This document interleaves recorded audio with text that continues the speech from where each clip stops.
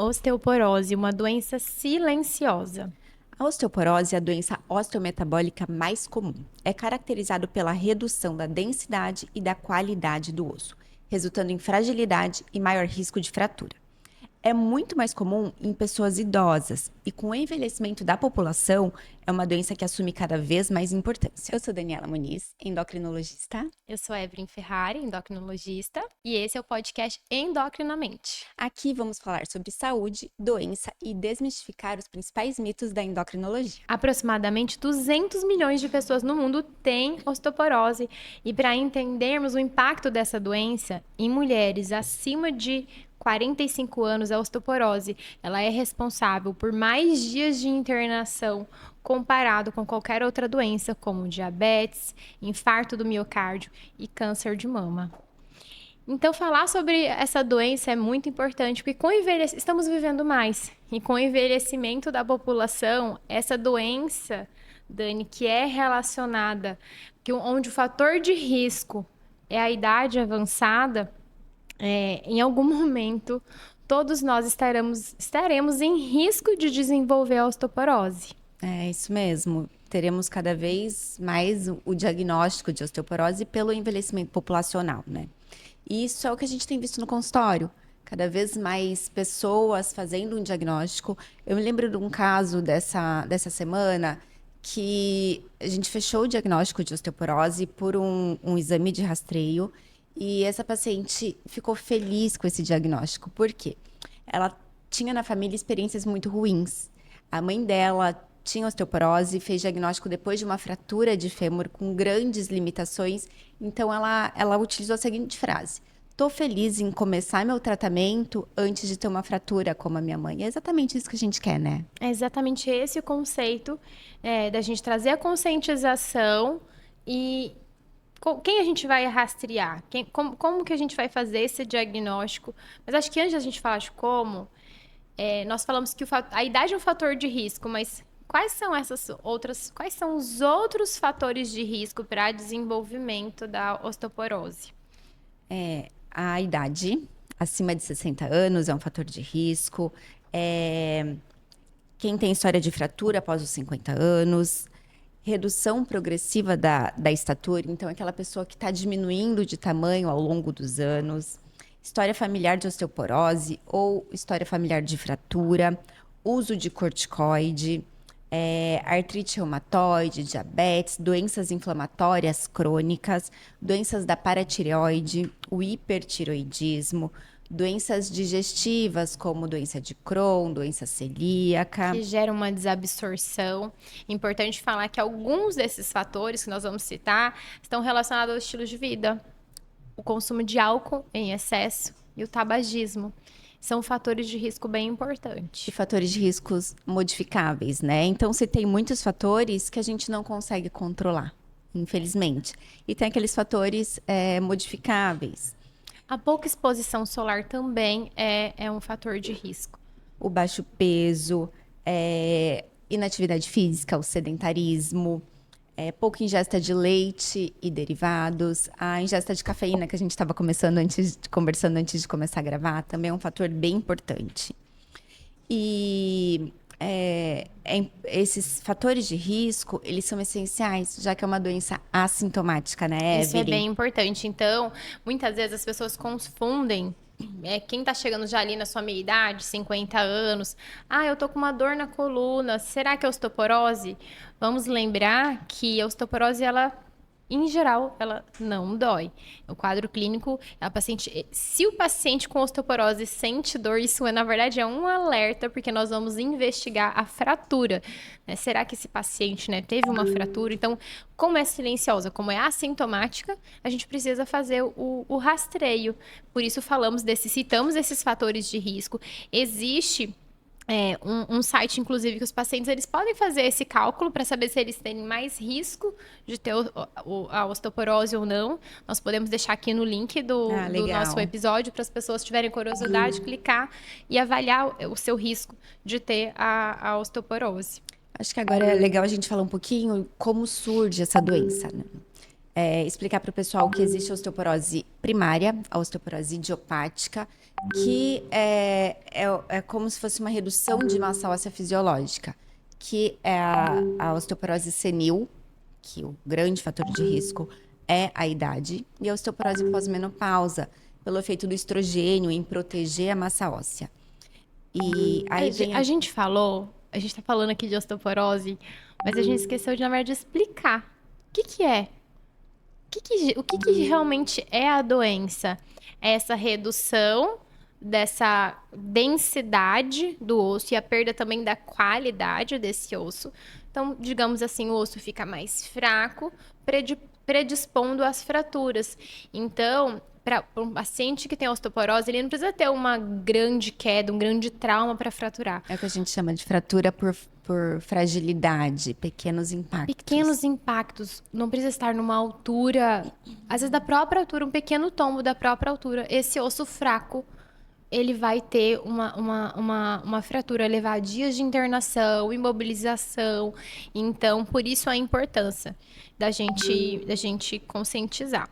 Eu acho que legal a gente falar aqui da poupança óssea, que a gente comenta nas redes sociais, que a poupança óssea ela é feita até os 30 anos. Então, como é a nossa qualidade de vida até os 30 anos, vai determinar essa nossa poupança óssea.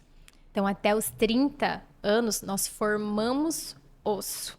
E aí vem a importância de uma boa alimentação, uma atividade física, investigar, estar com os nossos hormônios adequados, porque tudo isso vai levar a formar um osso de qualidade. Então, até uma certa idade, a gente forma. E depois de uma certa idade, a gente começa a perder. A gente perde um pouquinho de músculo, a gente perde um pouquinho de osso, a gente perde colágeno. Então, entender que após os 30 anos, há essa redução progressiva de massa óssea, que em algum momento vai acabar fechando o diagnóstico dessa osteoporose, né? Então, quem tem uma poupança óssea muito boa, talvez esse nível de osteoporose vai aparecer aos 80 anos. Mas quem já não consegue ter uma poupança óssea muito boa, quando o pico de massa óssea não for suficiente, muitas vezes isso aparece muito cedo, com 55, 60 anos. Mulheres com menopausa precoce, nós vemos essa perda, esse diagnóstico mais precocemente que aí entra também. A osteoporose secundária, que a redução da massa óssea é atribuída a outras doenças ou medicações. Então, entra a menopausa precoce. Tem um dado bem importante que 1 em cada 3 pacientes com fraturas de quadril seja diagnosticado como tendo osteoporose, apenas um está recebendo algum tipo de tratamento. Então, quando a pessoa tem a fratura, muitas vezes ele não fez esse rastreio realmente adequado. Então, a gente pode começar a tratar precoce para evitar essa E é essa assustador, né? Porque o paciente com uma fratura de quadril vai para um pronto-socorro, muitas vezes passa por um procedimento cirúrgico e alguns não têm diagnóstico e dos que têm, poucos recebem um tratamento E após. vamos lembrar que uma coisa é uma fratura numa criança, outra coisa é uma fratura num idoso que, como falamos, já tem uma perda muscular, já pode ter outras doenças associadas. A fratura ela leva a um aumento do risco de trombose. Então, a partir daí, uma série de complicações relacionadas a essa internação por essa fratura. A fratura por si só já é ruim. Imagina dentro desse contexto, né? Esse risco que esse paciente é submetido quando ocorre essa fratura. Então, acho que é os pacientes entenderem esse diagnóstico e a gente começar a explicar um pouquinho de como que ele pode, então, prevenir, né? E uma vez que a gente diagnosticou, existe um estágio intermediário entre osteoporose e um osso normal, que é o que nós chamamos de osteopenia. 50% das mulheres vão ter essa osteopenia. Muita coisa, né?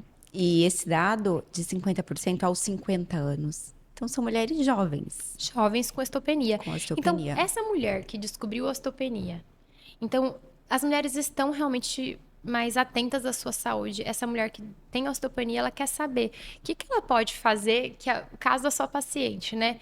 O que ela pode fazer para ela não ter osteoporose. Então, ali nós vamos fazer a avaliação do risco para saber se mesmo sendo osteopenia ela tem indicação de tratar ou não. Mas o que a gente tem de dado para começar já para essa mulher com evidência científica do que realmente é eficaz para essa Eu acho mulher? que antes da gente passar para o tratamento, falar um pouquinho como é feito o diagnóstico de osteoporose Ótimo, e ótimo. osteopenia. Então, a gente comentou que é uma doença assintomática, o rastreio é baseado nos fatores de risco, mas a gente tem alguns números importantes aqui na nossa cabeça, né? Então, toda mulher pós-menopausa indica essa investigação e o homem acima dos 70 anos. Então, esses grupos, eles farão o exame, que é chamado densitometria, e é com esse exame que a gente faz esse diagnóstico. O diagnóstico é baseado na redução da densidade mineral óssea, que é o dado informado pela densitometria. O diagnóstico ele pode ser feito também com a ocorrência de fratura por fragilidade. E, além desse dado densitométrico, é importante a gente avaliar o risco por um score que a gente conhece como FRAX, hoje a gente já tem validado no Brasil, então é exatamente para a nossa população. E entrando um pouquinho no tratamento. Então, todo homem com 70 anos, ele já tem que ter feito pelo menos uma densitometria, que a gente começa o rastreio ali.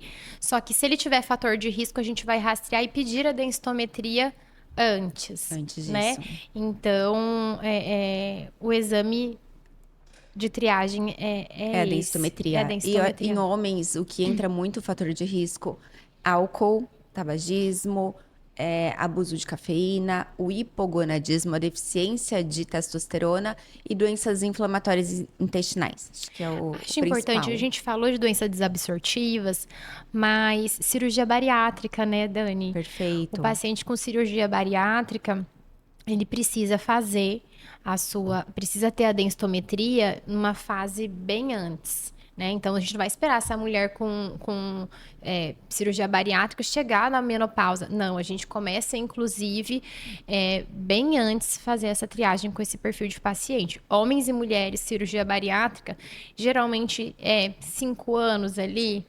fez a cirurgia bariátrica. Com quantos anos a gente começa esse rastreio? Pelo Colégio Americano de Cirurgia Bariátrica, é indicado uma densitometria antes, para a gente saber Conhecer a massa óssea desse paciente. Conhecer essa massa óssea. E uma densitometria com 12, 24 meses. Então, 2 anos de cirurgia bariátrica já é indicado. A gente fazer. Que a gente sabe que entra como um fator de risco importante para a osteoporose. Maravilha. Então, vamos lá. Falando um pouquinho em tratamento, a gente divide tratamento não medicamentoso, com suplementação, se for necessário, e o tratamento medicamentoso. O tratamento não medicamentoso ele é indicado para todos os indivíduos que estão em risco de ter osteoporose, indivíduos com osteopenia e aqueles com osteoporose. Vamos começar falando da ingestão de cálcio?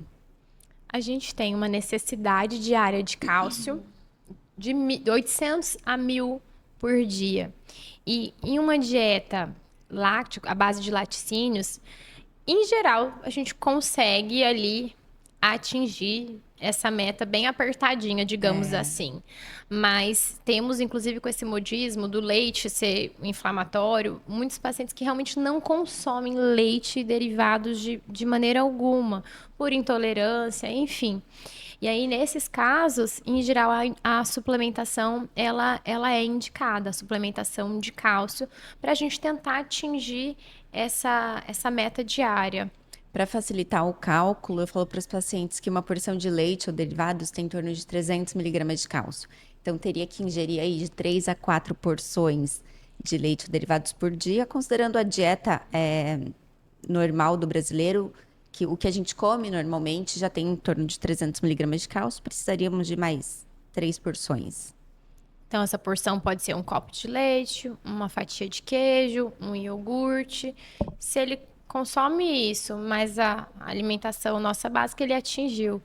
E tem os alimentos enriquecidos em cálcio hoje em dia, né? Então, um copo de leite que tem em média 300 miligramas, aqueles leites enriquecidos de cálcio, eles chegam a 500 miligramas de cálcio. Então, ajudando a Atingir atingir. essa meta, que é bem importante, que é uma das bases, a base do tratamento. Então, aquela mulher que está com osteopenia, a gente vai indicar para ela esse tratamento não medicamentoso. Preferencialmente, atingir esse valor com alimentação. Se não conseguir, suplementar. Suplementação. E a vitamina D? A vitamina D é essencial.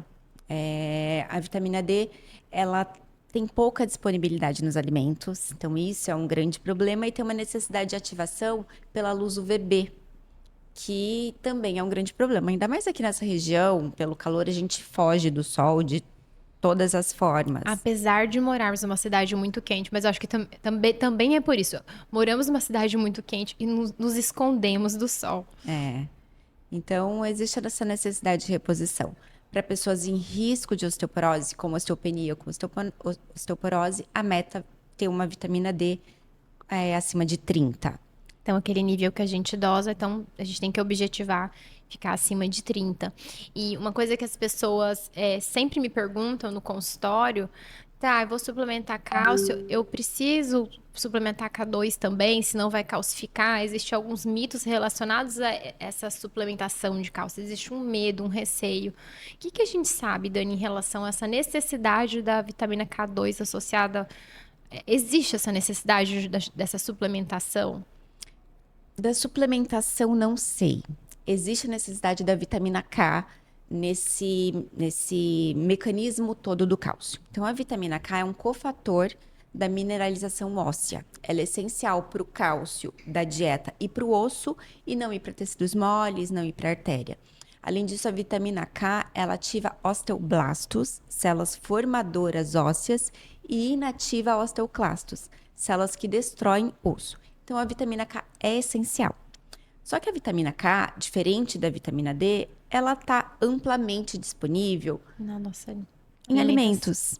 Então, ela está muito presente em vegetais, hortaliças, óleo vegetal. Então, todo mundo usa óleo de soja, óleo de canola. Tudo isso tem a vitamina K. E parte dela é formada pela microbiota intestinal. Então, a grande maioria das pessoas não precisaria repor vitamina K, vitamina K2.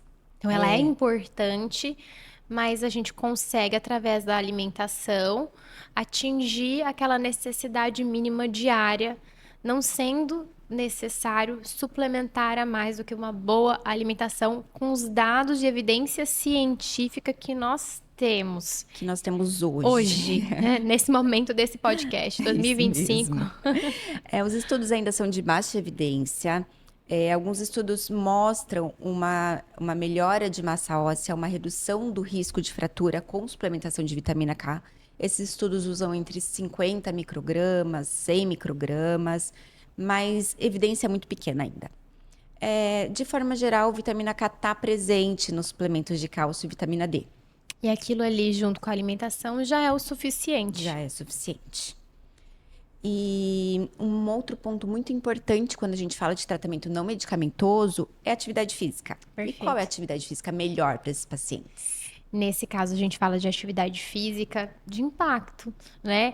Então, atividade física na água, por exemplo, não é uma atividade que ajuda nessa formação óssea.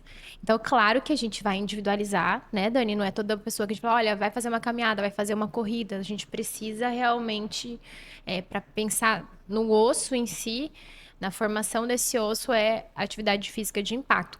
Mas, quando a gente olha para a atividade física, não é só para formar osso. A gente tem que lembrar que o que sustenta o nosso corpo, que nos dá também a estabilidade, é o músculo. Então, eu sempre gosto de falar que essa pessoa que tem osteoporose, ela tem que cuidar do osso e do que sustenta desse osso, que é o músculo. Então, você tem alguma coisa para pontuar sobre atividade física? Não, acho que é isso. Atividade de resistência, atividade de impacto. Alongamento, então... É claro que isso é muito individualizado, a gente vai ver as limitações de cada um, mas olhar para o osso, olhar para o músculo também. Isso mesmo.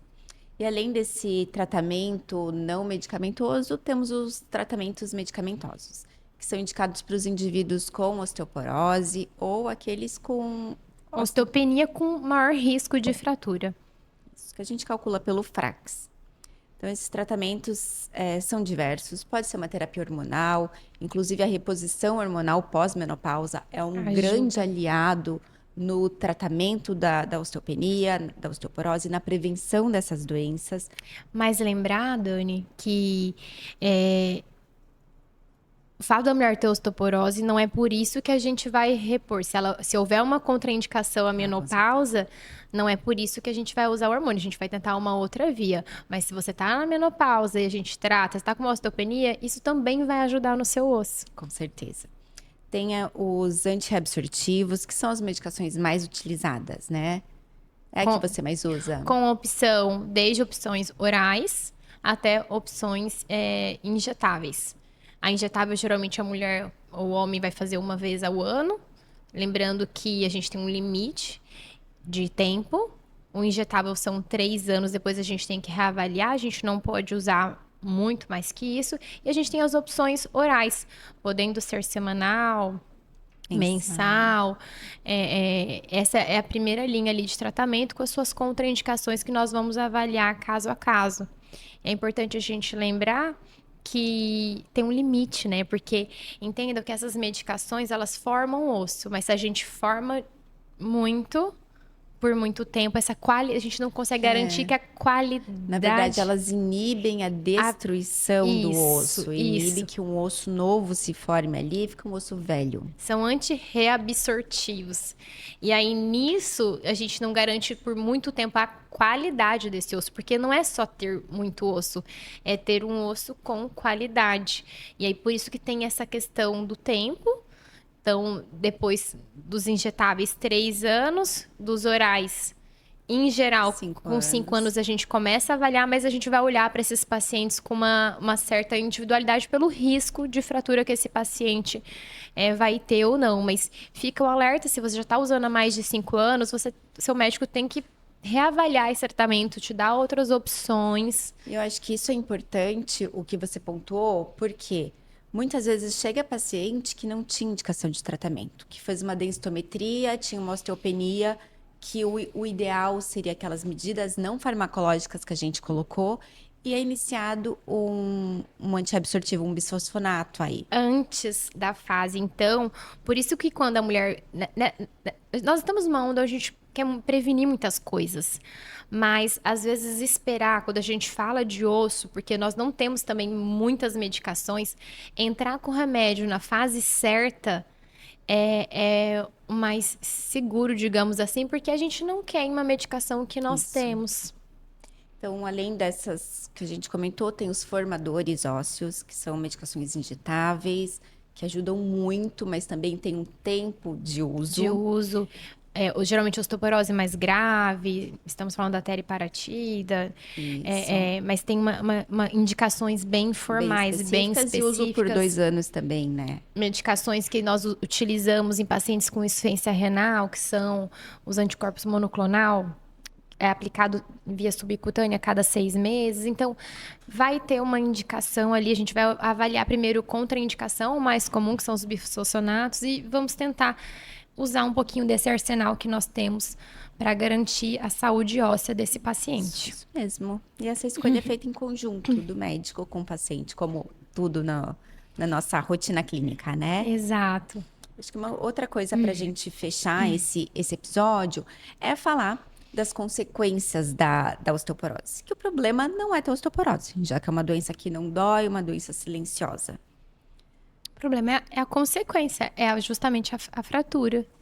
É a fratura. E a principal fratura na osteoporose é a fratura vertebral, que é uma fratura que muitas vezes passa desapercebida e que não é feito um diagnóstico correto. E o problema disso é que depois que o paciente tem uma fratura, tem grande chance de ter uma nova fratura num período curto de tempo. Mas a grande fratura devastadora, com impacto em qualidade de vida, É de quadril. é a fratura de quadril, né? Tem um dado interessante aqui, que é a fratura de quadril, a mortalidade nos anos seguintes, nos primeiros 2 anos pós-fratura, chega a 20% a 50%. É muito alto. E os sobreviventes têm grande impacto na qualidade de vida, com dor crônica, incapacidade física, deformidade, redução de qualidade de vida, dependência, necessidade de cuidados contínuos, depressão e isolamento social. Então, você vê a importância dessa mulher, desse homem, quando passa por uma consulta endocrinológica. Às vezes eles vêm para... Muitas vezes chegam para nós no consultório, Dani, por outros motivos. E nós, enquanto especialistas, também na saúde óssea, porque às vezes os pacientes não sabem que o endocrinologista trata osso, né? Então, é um tema que eu gosto bastante, mas o paciente geralmente com problema ósseo, ou ele tá com... Às vezes a ginecologista que tem a oportunidade de tratar no primeiro momento essa mulher, mas quando esse paciente vem para nós nessa faixa etária, nós vamos identificar os riscos, avaliar as outras doenças metabólicas. Então, eu não estou puxando sardinha para nossa especialidade, mas olha quão amplo é esse atendimento, porque além de olharmos para a sua saúde hormonal, osso também faz parte do estudo do endocrinologista. É uma área de atuação nossa. Isso mesmo. E lembrar da prevenção de queda. Então, idoso de forma geral, em especial se tem osteoporose, muito cuidado com tapetes Tapete na casa. em banheiro, se esse idoso já tem um pouquinho mais de limitação, de equilíbrio, ter aquelas barras, isso é bem importante, modificar esse ambiente para evitar essas fraturas. É isso. Então, estamos finalizando o nosso podcast. E eu vou finalizar com uma mensagem impactante. Tem um estudo brasileiro que evidenciou que a partir dos 50 anos, 30% das mulheres e 17% dos homens podem sofrer algum tipo de fratura decorrente da osteoporose. O custo devido a essas fraturas chega a 1,2 bilhões de reais no Brasil anualmente, sendo um grande problema de saúde pública, além do impacto na vida da pessoa e da família, já que muitas vezes o indivíduo se torna totalmente dependente. Por isso é importante conhecer essa doença, saber que é uma doença silenciosa e o rastreio. Então, se você gostou desse episódio, você compartilhe com alguém que precisa saber desse assunto, familiar, seu avô, sua avó. E siga o nosso canal, ative o lembrete para você estar por dentro dos nossos novos episódios. Obrigada.